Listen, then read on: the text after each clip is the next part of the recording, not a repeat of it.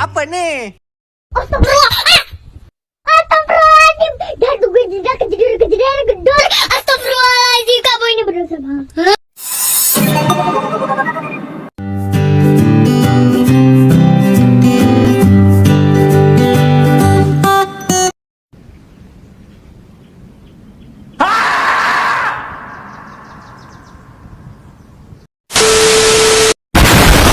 Warahmatullahi wabarakatuh. Halo sahabat ekstensi, perkenalkan nama saya Muhammad Adi Kurniawan, kelas 10 TKP 2 nomor absen 11.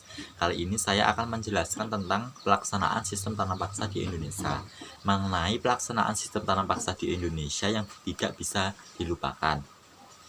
Sistem tanam paksa adalah peraturan yang dikeluarkan oleh Gubernur Jenderal Johannes van de Bos pada tahun 1830 yang mewajibkan setiap desa menyisihkan sebagian tanahnya 20% untuk ditanami komoditas ekspor khususnya teh, kopi, dan kakao.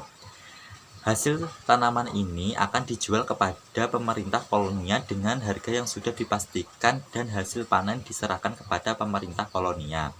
Pelaksanakan sistem tanam paksa di Indonesia merupakan sejarah yang selalu membekas. Sistem tanam paksa dibuat oleh VOC pada tahun 1602. Tanam paksa adalah era paling eksploitatif dan kreatif ekonomi Hindia Belanda. Sistem tanam paksa ini jauh lebih keras dibanding sistem monopoli VOC karena ada sasaran masukan pemerintah negara yang sangat dibutuhkan pemerintah. Petani yang pada zaman VOC wajib menjual komoditas tertentu pada VOC kini harus menanam tanaman tertentu dan sekaligus menjualnya dengan harga yang ditetapkan kepada pemerintah. Aset tanaman paksa inilah yang memberikan sumbangan besar bagi modal pada zaman keemasan kolonis liberal Hindia Belanda pada tahun 1835 hingga 1940. Berikut adalah pelaksanaan sistem tanam paksa. 1. Tuntutan kepada setiap rakyat pribumi akan menyediakan tanah pertanian untuk cultur tesel tidak melebihi 20% atau 1/5 bagian dari tanahnya untuk ditanami jenis tanaman perdagangan. 2. Pembebasan tanah yang disediakan untuk cultur tesel dari pajak karena hasil tanamannya dianggap sebagai pembayaran pajak. 3.